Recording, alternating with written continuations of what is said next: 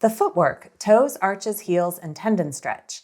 Have a seat at the front of your chair with your toes apart and heels together on the pedal, just like footwork on the reformer.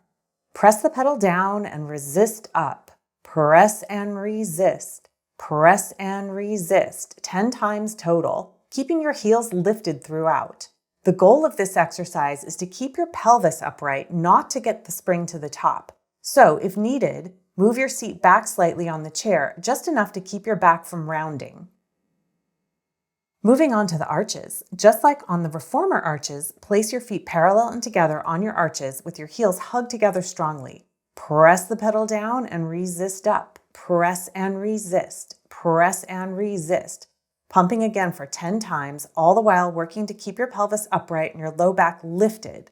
Your arms are crossed in front, or you could alternate placing your hands back behind you on the back of the chair with fingers touching lightly, shoulders open. For the heels, just like on the reformer, hug your heels together strongly in the center of the pedal and press straight down, resist up. Press and resist. Press and resist. Press and resist for 10 pumps total. Make sure as the pedal comes up that your low back is staying lifted.